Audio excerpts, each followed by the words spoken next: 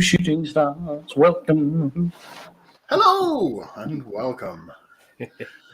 Welcome to another Sunday night. It is Let's Talk Trek, the UK's longest running uninterrupted video podcast thing on a Sunday. I think that's our most official title there. We've got to be coming up to our first anniversary, haven't we? We have got to be coming up to our first anniversary. Wow. Oh, will we have a special? Oh, can we have a special guest star?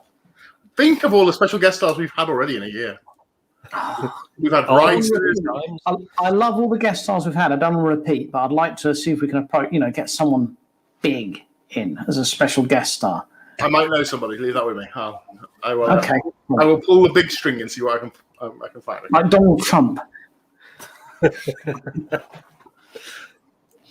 Not quite thinking Donald Trump. I might have a guest star. Right, if you're joining us this week, hello. This is Let's Talk Trek. It is obviously your weekly Trek catch-up with the USS Riker Spears and the Geek Trekkies Guide to the Galaxy.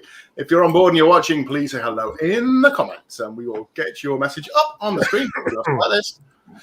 Hi, Meg. Good evening, Meg. Hi, Meg. Hi. So my name's Dan. At the side of me is Carl. Hello, Carl. Hello. Hello, Carl. Is Richard. I'm Richard. And underneath myself is James. Hi, James. James. Hi. James. Oh, That's James. So much to get through today. So much. Hello, boys and girls that are coming on live. How you doing? Christoph, good evening. Hey, Christoph. How you doing? And Ben's on board. Ben from Liverpool. Ben from Liverpool. How are you doing? Wow. Congratulations. Paul's on board. Hey, Paul. Hi, Paul. I was thinking about him this very day. So was I. And so I believe was Carl. We'll tell you why to make. Hang on, Paul. You're very important. Val's on. Evening, Val. So let's begin some of our usual features with getting James drunk. Hey! Hooray!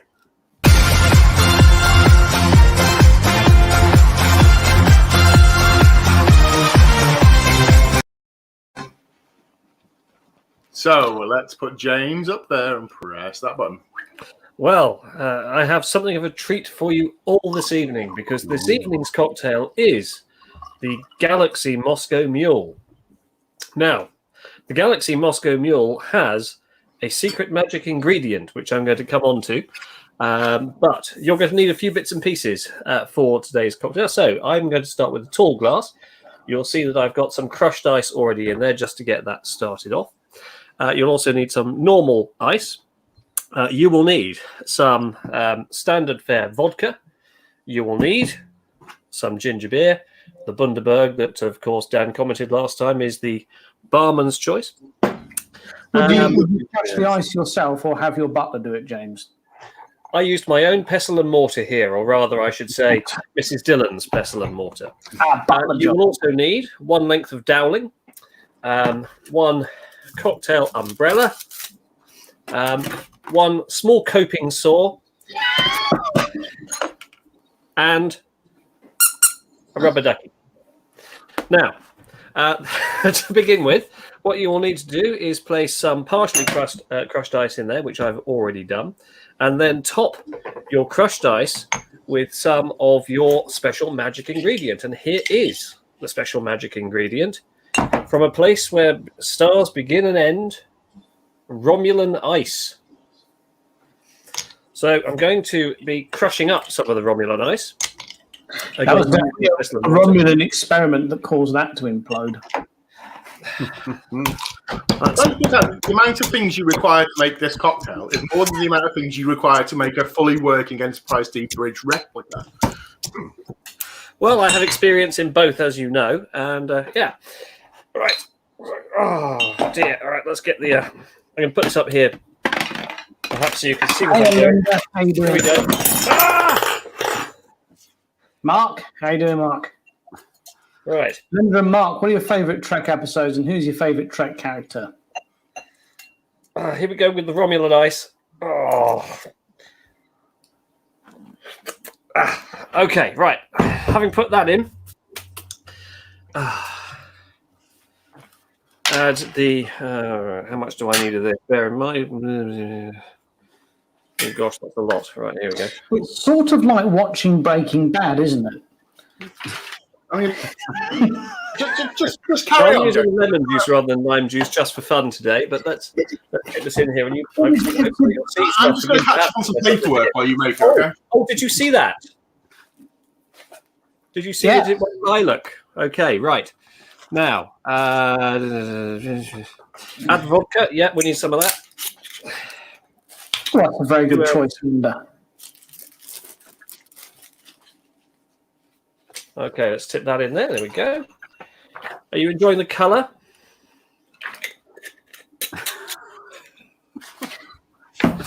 Right, then we need the ginger bit. Oh, dear.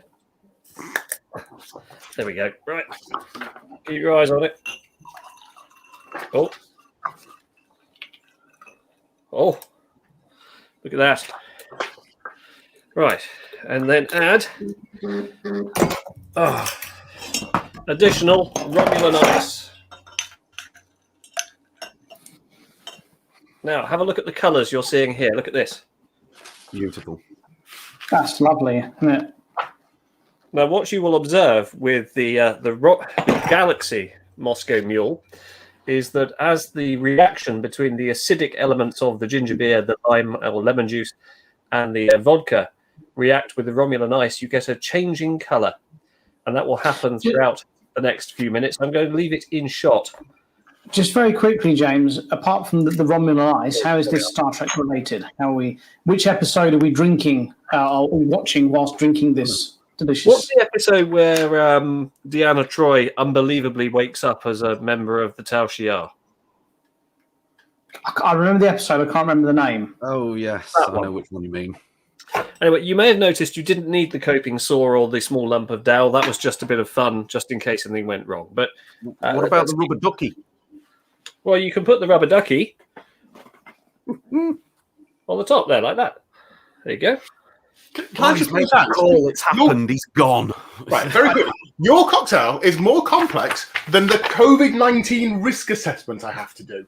This is simple comparative to that. And this is 3 pages. Because this week's cocktail has been brought to you, boys, by science. Could you bring the rubber duck back into view? Where's he gone? There he is.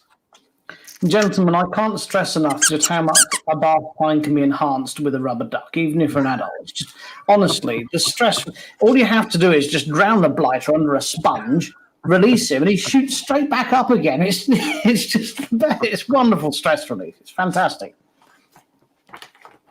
Well, I still bear out that you're... I say it's more complex than the COVID-19 risk assessment, which is, I believe, 5 pages. Megan says this is more complex than becoming a nurse. That's just maybe, but look at the colours. Look, look. The student nurses that I went to university with were very adept at drinking, Megan. I don't think they'd have found this complicated at all. Well, I'm going to have a sip of it now. Oh, that was it worth the effort? I really like that. Go on, knock it back, lad. Go on, get it down here. I'm wanting to watch the colours changing as the ice melts. We want to watch you get drunk. Yeah. Hang on, let's accelerate the reaction. Oh. What he means is let's dilute the alcohol because he can't hack it these days. This is the first time James has ever seen fizzy pop at work. Oh, challenge accepted. James doesn't give in to peer pressure. Glug.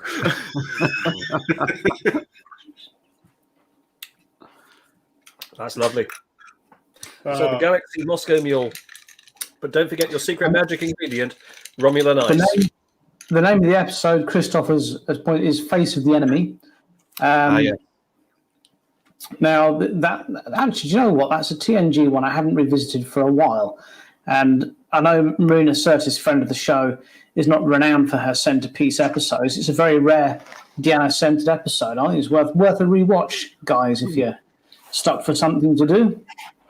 Perhaps with a cocktail that means that bits of blue go absolutely everywhere. Well, yes, you have to make the rubber ducky cocktail. Yes. Honestly, just drown the blighter under a sponge and then release him. He comes. Okay, so we've done cocktails. Thank you very much, James. That looks lovely. We're going to come back to your cocktail very, very shortly. In the meantime, we're going to progress with one of our stuff. Yeah, we're going to Star Trek stuff like this.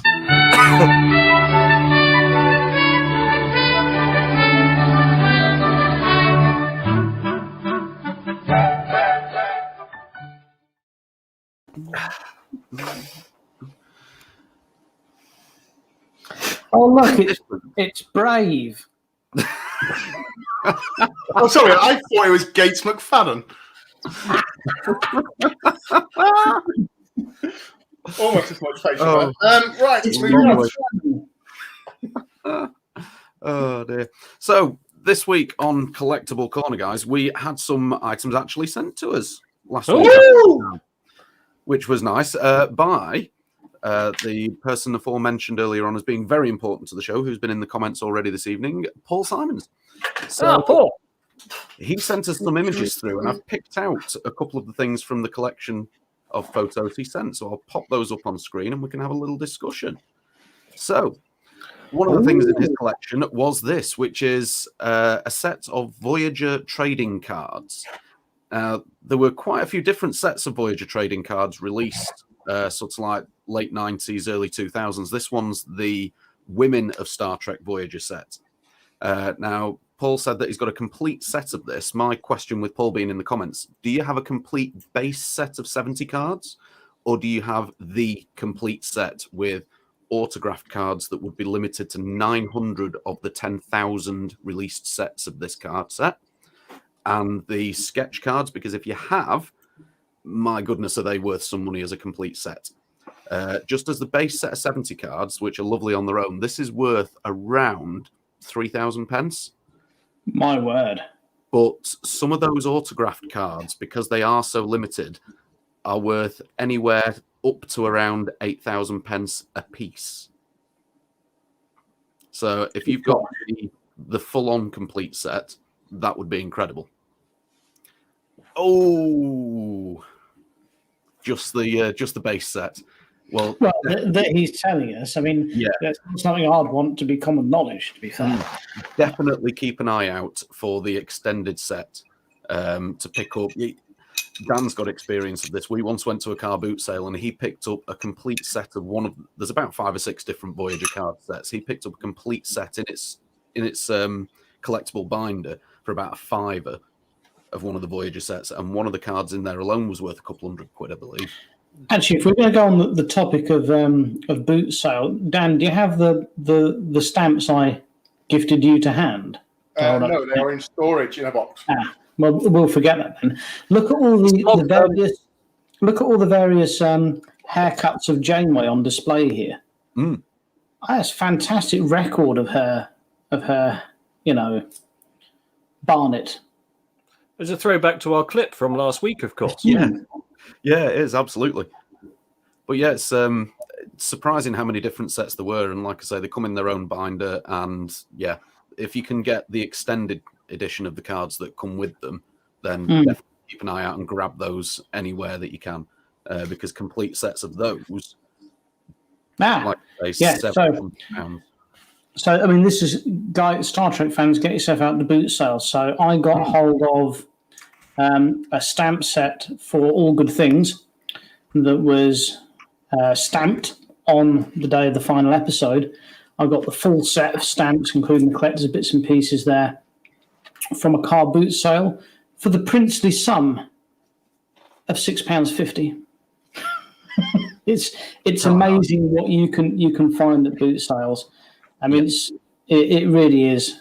I mean, so when boot sales start happening again, that track collectors, get yourself out there. You can find such good stuff there. Yeah. Actually, track collectors, don't get yourself out there. Leave it for us to buy instead. Yeah.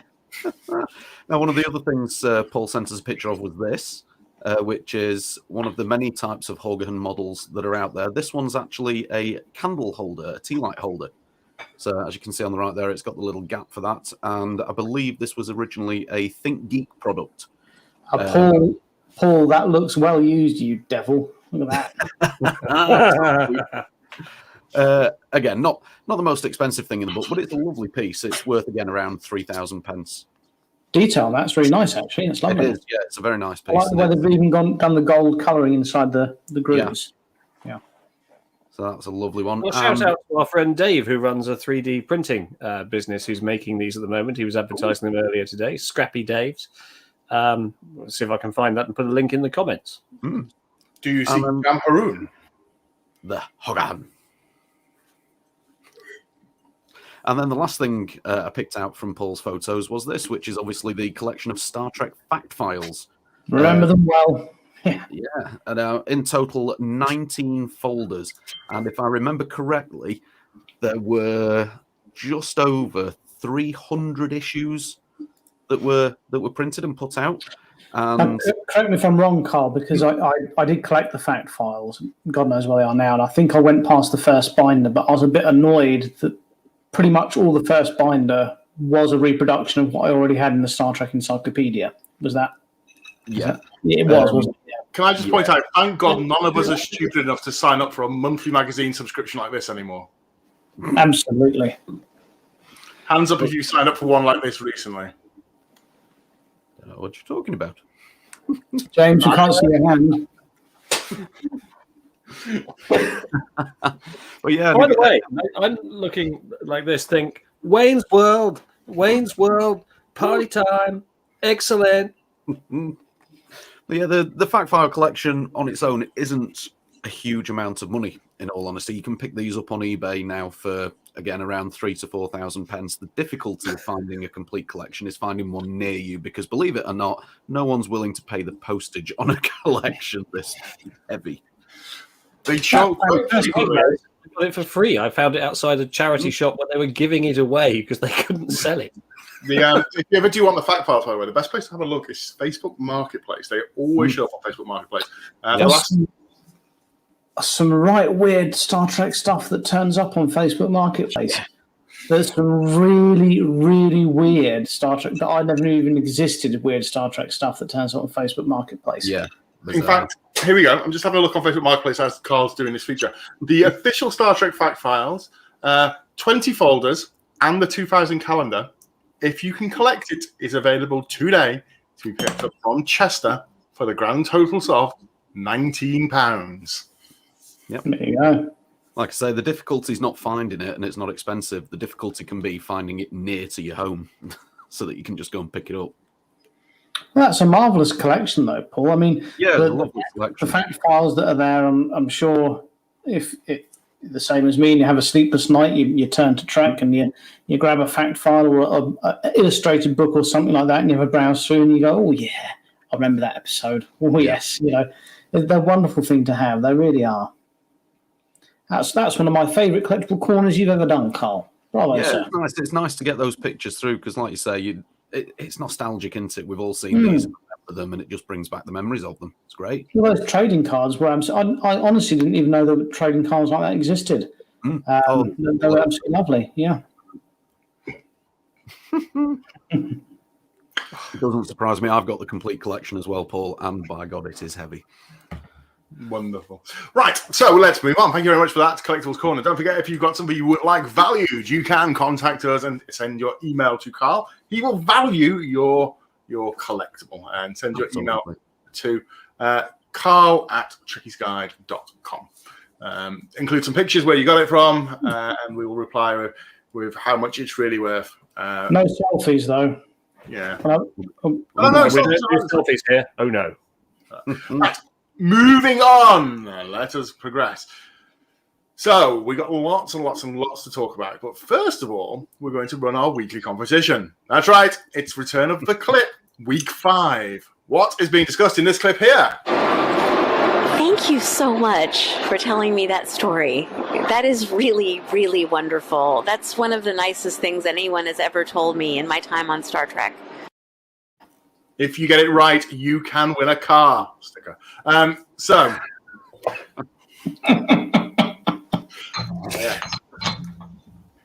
tell us. I feel like I'm at a stage now where I can share this, and Chase wouldn't mind. So come on, let's have some guesses in tonight. See if I can reveal the truth. Wonderful. Right, let's move on. While you people are guessing our next favourite part of the show, which is this button here. It's a fake.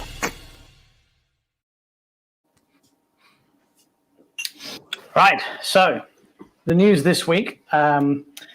This is actually some fantastic news for UK Star Trek fans, and it's about a theme park that's going to be opening up. If you could run the slide, please. Certainly. So if you're a Star Trek fan, you live in England, that's right. Yeah, there's going to be a theme park opening up. It is actually going to go ahead now, and it's going to have a Star Trek theme. There'll be a Star Trek hotel and a plaza. There'll be Starfleet headquarters is the plan.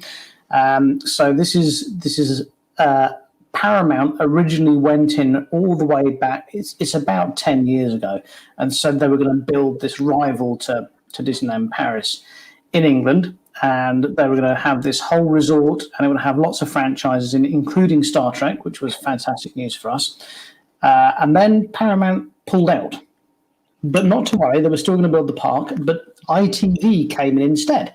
So instead of Starfleet Academy, you'd have the Rover's Return, presumably, or something. And so it basically hung in limbo for a while, looking like it was all going to be a bit dogged. And then finally it's come back again. Paramount, this late last year, early this year, have come back and said, yes, they're back in with it. It is going to happen. They've got financiers from Q8, and it's going to happen. You're going to have a Paramount theme park, and it's going to have Starfleet headquarters, themed hotels, water park, and it's going to be called the London Resort. Would you like to guess what's fake about this London Resort? Okay, can I have a guess? Sorry, go on, Dan. My guess is on this picture that there is no rain and there is no sort of greyness about the sky. So this obviously no, it's not. It's not in the north of England, Dan. Oh, how rude. My guess is that it's not actually going to be London, even though it's called London Resort. That's right. Yes, the London Resort is actually going to be in Kent. But it's fantastic. The airport is. Yeah, it is actually really good news. It's going to be on James and I's doorstep. It's going to be, and it is going ahead now. Well, it's meant to be going ahead a lot of times. But yeah, Paramount are back on board. They're going to build this resort. It is definitely going to have Starfleet. We thought it'd be a Starfleet Academy attraction. That might be part of it, but it's going to be Starfleet headquarters. It'll be a hotel, rides, bits and pieces where you can go and completely indulge your Trek side. I think they've gone for it because of how successful the Star Trek experience was in Las Vegas. People literally came from all over the world just to do that, which is why I think they're pushing it at this particular resort. And it's going to be on James and I's doorstep. So because it's not the London Resort, is not in London. So we're looking forward to it opening. The irony being that I know a very good Star Trek themed Airbnb if you want to go to Kent. Absolutely, yes. Not quite Starfleet headquarters, but yeah. It makes me wonder that picture. If I actually put it back up, I wonder if you'll be able to rent. You know how some places are leisure facilities, but sometimes there's offices you can rent as well. Mm-hmm. I wonder if there's an office you could rent so James could have his business based at Starfleet Academy. Oh, sorry, guys, just in the comments there. I know this is the fake news segment. Yes, this is actually real. The only fake bit is it's called the London Resort, and it's going to be in Kent, not London. Apart from that, this is actually going ahead in the UK. There's going to be a Paramount Park. Yeah. Kent is a suburb of London, isn't it? So let's have a look through the comments. Megan said she might take a trip or two when it opens. Christoph says I'm going to spend his first 100 retirement years there. Val asked, have they got rid of the endangered spiders? Not yet, otherwise I'm not going. Lots of fire should sort that out. Raid, lots of raid. And our actual one about a Star Trek themed Airbnb is actually true. We do actually know a Star Trek themed Airbnb, which is based in Kent. And if you want details of that, we did a review of it as Trekkie's Guide about 18 months ago with some lovely pictures and things and details on how to book it. We will dig it out and you can have a look at that when it's available to rebook again. Because I know some people are asking where is the Star Trek Airbnb. It is down south. South. See, I've learned how to do that. Right, let's move on with real news. So, what I'm going to do is Actual news. Actual news. I'm going to move myself up here so I can moderate this section. And press this one. Oh, right. Richard, you like this? Me. Well, I mean, I do like it because of the next slide you're going to show about it. So this is the Janeway class ship that's available in Star Trek Online now. Absolutely. And it's gone for the whole detached nacelle thing that they're doing in Discovery, which is yet to be explained. I've got to be honest with you, it doesn't thrill me with excitement. However, the slide you're about to put up next, that's it. It comes with the photonic cannon. which come on, we've wanted to do this. Can you talk us through it, Richard? Yes. So basically, the photonic cannon has shot at something. What's the sort of purple sphere? That's the planet it's shooting at. It kind of looks like the ship's going fading. through the planet. Yeah. Well, it's photonic, isn't it? It's photon. So the bit at the top that's firing some sort of thing that looks more like a Ghostbusters plasma stream. Yes. Where did that come from? That came from the photonic ship. Is that something that sort of popped up the top, or it materializes, or where does it come from? It comes off the top. So the photonic ship puts all its photons into the photonic cannon. So the rest of it goes a bit wavy because it's a photonic ship. Yeah, and why does it look, as Paul has rightly pointed out, like a bottle opener? Well, I think sometimes, most of the time with Star Trek, the design team that do the ships and everything do a cracking job. And I think, and this is not me having a dig because I don't like this ship, which I don't, but I think sometimes they're told, look, you've got to do something bold and new. It's got to look new and different. And sometimes I think that they go for something that is different and it is bold, but not necessarily good. But you're not going to know until you release it sometimes. So fair play for them for trying to do something different. I think this detach and sell thing is utter codswallop. Right, so lots of people are asking where is the Star Trek Airbnb. The link to it has been put on the Trekkies Guide to the Galaxy on this actual video. So if you scroll through the comments, you should see it there. Right. Yes, this is the news. So in the meantime, look, my cocktail, because of the Romulan ingredient, has cloaked. This is the news that there is the new Janeway style class ship in Star Trek Online with a photonic cannon. The people are asking what this section is at the back. You can see the mouse moving around.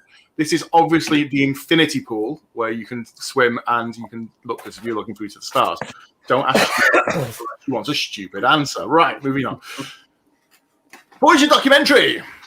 Sponsored on Indiegogo. Now, what, if anything, does anyone know about this? Let's chat about it. So I don't know lots about it, but I did the last one. So yeah, sorry. the same guys that did the DS9 one. It is, so let's put this up. So these are guys that have done What We Left Behind, along with Spock, Chaos on the Bridge, Captains, etc., etc., etc. They do a lot of Star Trek-y documentaries, and it's all crowdfunded. Crowdfunding went live on Monday just gone, and by Friday, they were up to $600,000 with various stretch goals that have been included with it. They are going to keep going with this as regards fundraising, I believe. So they've got another 3 weeks or so, haven't they, Dan? Is what, sorry? I think there's another 3 weeks on the GoFundMe or whatever platform they're using.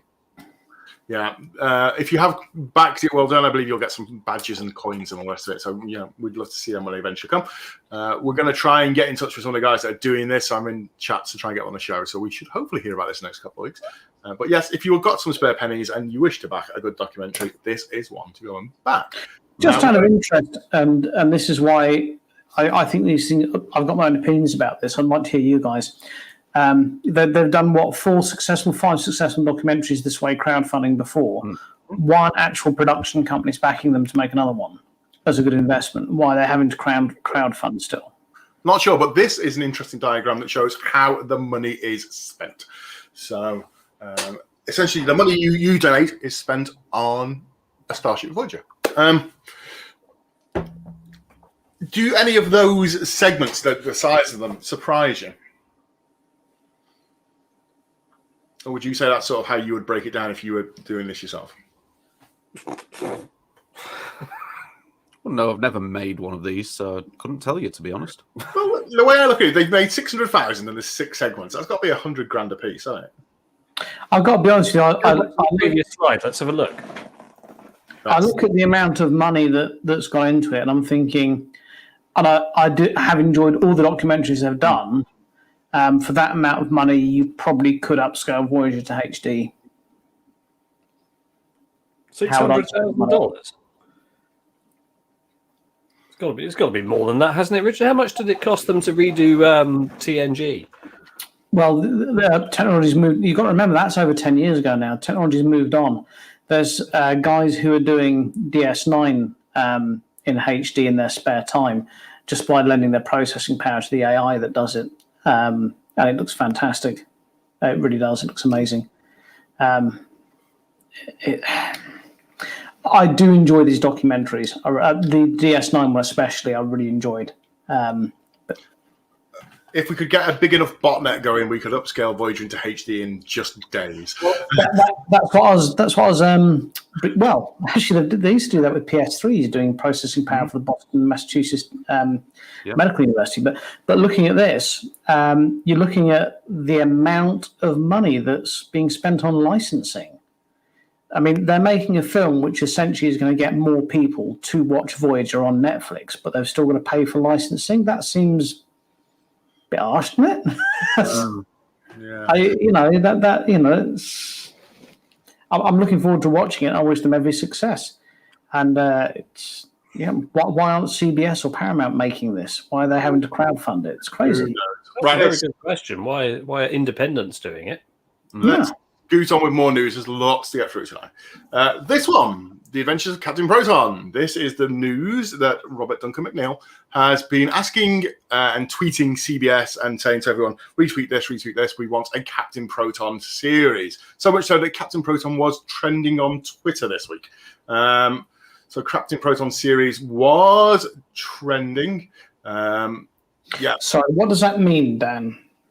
That it's popular enough to be in the top, I think it's top 100 or 200 terms used on Twitter within a given. Can I ask you guys a question? Because you're all technically minded and I'm not. Are you familiar with this thing called Twitter? I'm not. No, this is why I was asking. Not you. I've heard of it, obviously, but I don't understand how. Someone was selling one of the first tweets on Twitter as something you could own. I thought, I don't understand that. I fail to understand how you can own somebody's post on. Okay. Let me explain it. You can put it on a shelf. Okay, let me explain it, James. Back when you remember when the first printing press was used by Gutenberg. Yes, I was there. Yes. And now you can buy a Gutenberg Bible, for instance, that's worth a lot of money. You can buy not to be confused with Steve Gutenberg, importantly. Yeah. And I know that you had something to do with the construction of the first printing press because you've still got your saw and wood in your office. Exactly. You can buy the digital rights to the first tweet. So it's up to $2 million, I believe, as well. Oh, people will buy anything, won't they? How to hide money from the taxman. Story. These are great Voyager stories. The Captain Protons are forever Voyager treasures. A series. Right. I mean, could he be getting on to the fact that people loved WandaVision? Could that be why? Yeah, maybe. Quite possible. I'll tell you what, I've met Robbie Duncan McNeill and interviewed him. He's a wonderful man. He's more a director nowadays, but anything to have him back in the Captain Proton series, that'd be fantastic. It's mooch on. Next up, Star Trek Lower Decks Season 1, Blu-ray and DVD release in May. So if you can't download and watch it on Amazon, of which it's free. If you use our affiliate link, you have it for free for a month. So you can watch as much as Amazon as you want for a month for free. Just ask us nicely for a link. You can buy it on Blu-ray and DVD as well. So, doesn't it look like the Cerritos there is grimacing? It just looks like a really unhappy ship, doesn't it? Why would you want an animated series in like a Blu-ray? Sorry. You say this. I'm going to digress slightly on this now. So when I was at university, I did some time working for a national computer retailer. And one of the things they used to say was when you went into a big superstore, and this is a time when Currys and PC World were separate, when PC World used to have actual buildings called PC World. And every monitor and every flat screen had animation running on it. And the reason being that rather than film clips, animations at that point were much better colors and things. And I can only assume that the scaling on this is going to make it look even crisper again and even better on bigger screens. That's what I'm assuming. So, but yes, right, moving on. I digress. Carl. Hi. So this is news that there's been... let's see, this one's the Costume Awards. So Discovery Season 3 has been nominated for its costume illustration. That's pretty much all I know on this one, in all honesty. So essentially you've got... Costume illustration? Yes. You've got German SS uniform, you've got dressing gown, and you've got bin bag.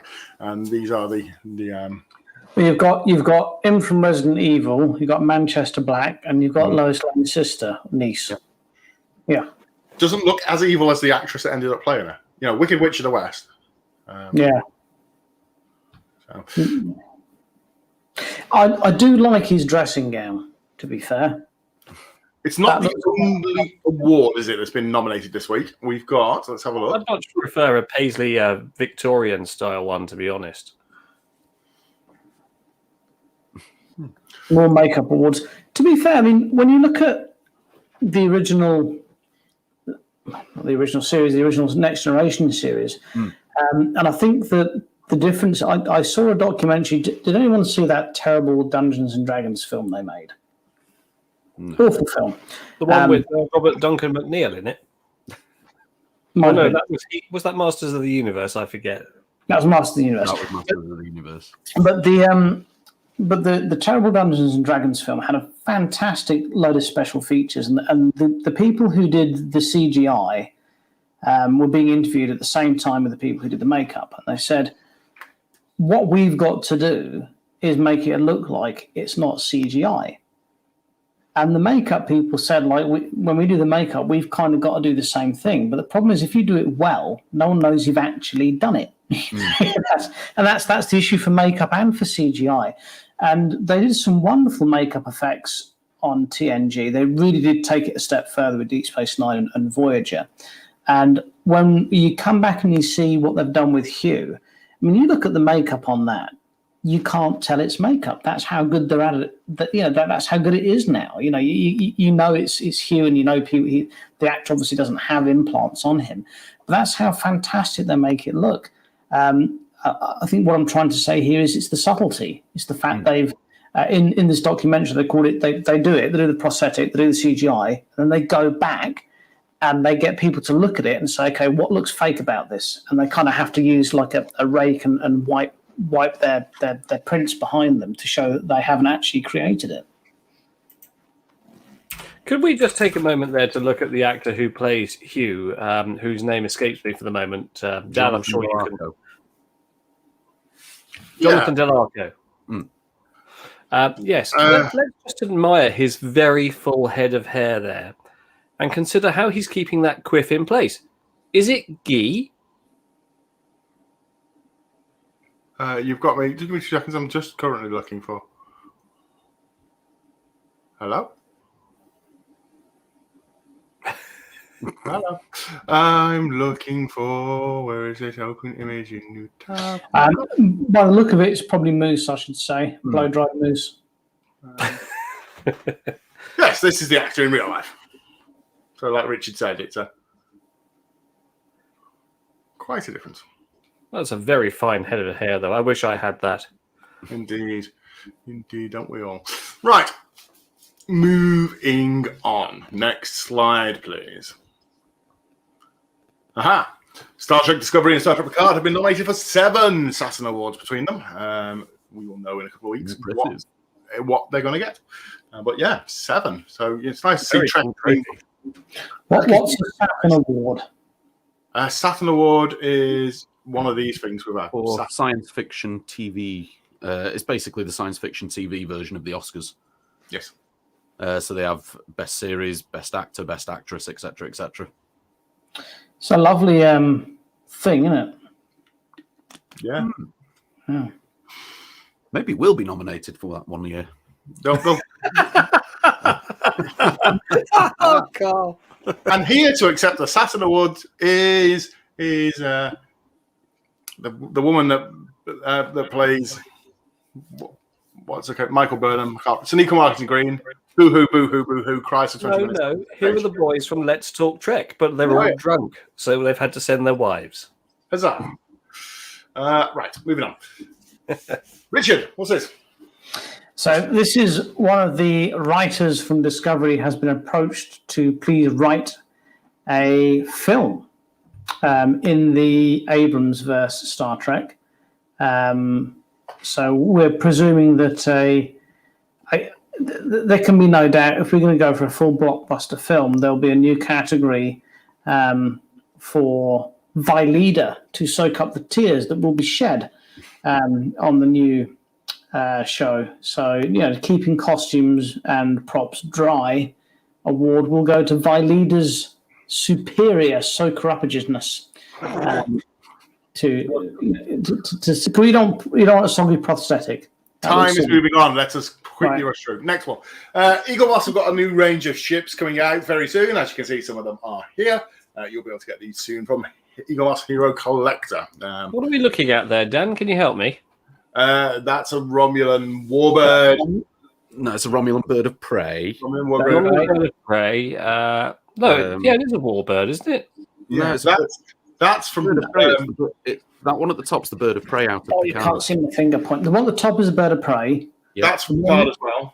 That one's a warbird. Yeah. And then further down, I think that's a dreadnought class or something. Well, that's the USS Zheng Yeah. which is the one Riker turns up with, where they basically cut and pasted the entire fleet. Yeah. Rather sadly, rather let that scene down. Right. Apart from The Lacerina we know. Yeah. Yeah. I don't know The the other other two. two I don't. Is one of those 7 of 9 ship possibly? Well, the one in the middle, that's they refer to it as like the snakehead ship. It's the one that little Romulan guy followed the Lacerina.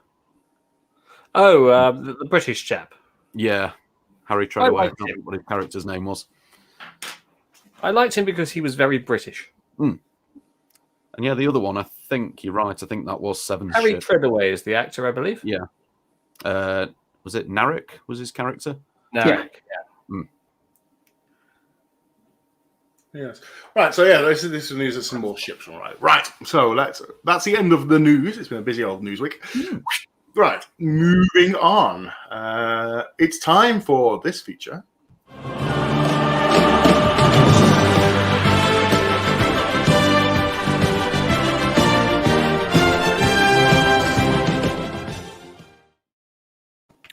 Well, I have a veritable smorgasbord of clips for you this week. So the first one is just a short one that I found, stumbled upon during the course of the week. I've decided to call this Trading Paint. Carl, roll VT.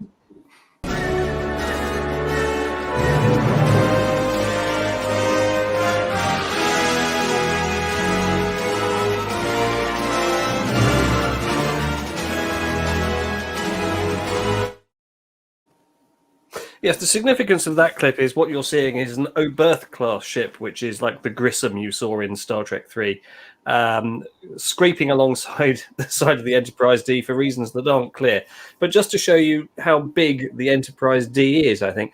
That being said, I did a quick bit of research to work out how big they were relative to one another. And because there's some confusion in the way that they've scaled the Oberth class, it ranges between 120 and 396 meters long, depending on which source you believe. So it's either half the size of the Enterprise D or about 1/10.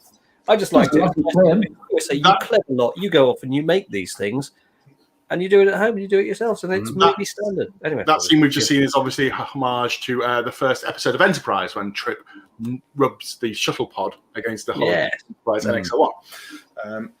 Right, next up, what we got? You said you got more?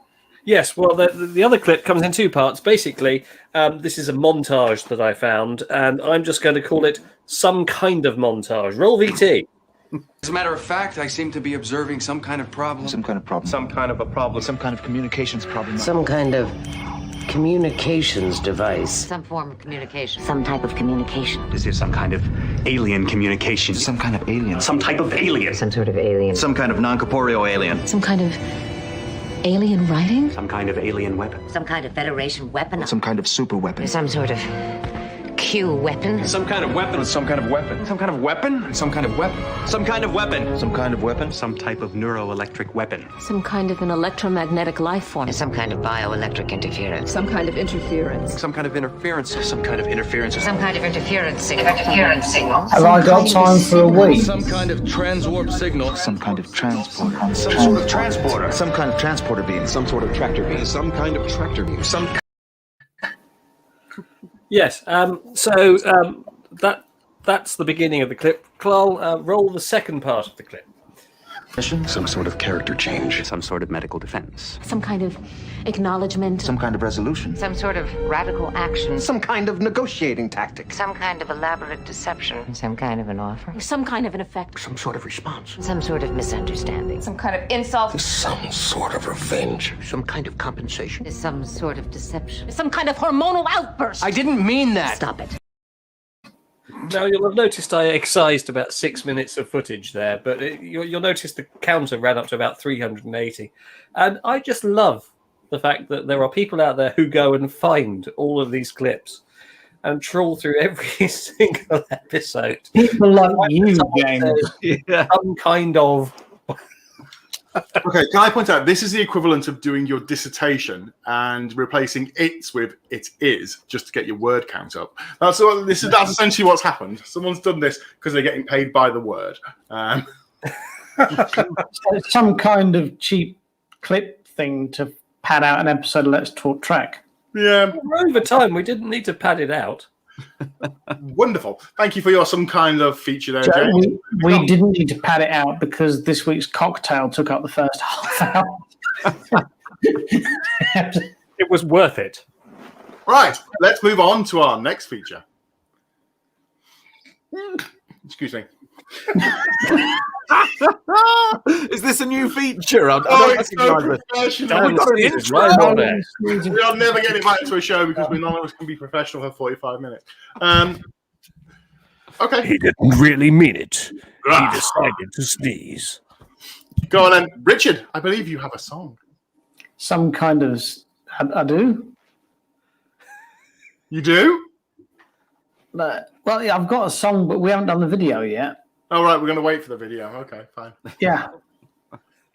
I can do a song. What do you want? I think we should have Faith for the Heart because it's very Faith for the Heart. Faith.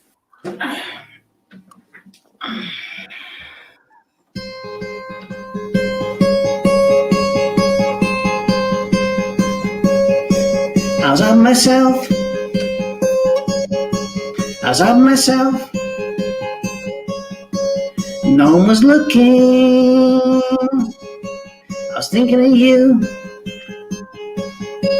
As I'm myself. That's a song by Green Day about masturbation. I look forward to our Emmy nomination. Right. So thank you for watching Let's Talk Trek this week. This week has been full of all kinds of stuff. Next week, join us for more Tower cocktail making, some kinds of features, and yeah, we'll see you again next week. Don't forget, if you do want to book or pre-book the Star Trek Airbnb, details are on the trip. Hi from Germany. Hello. Oh, hello, and goodbye. Evening.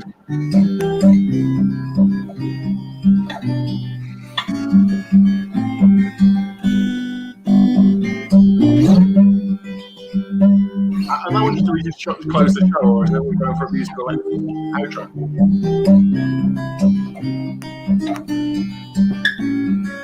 Any comment? Bye. Bye. Holy Kronk.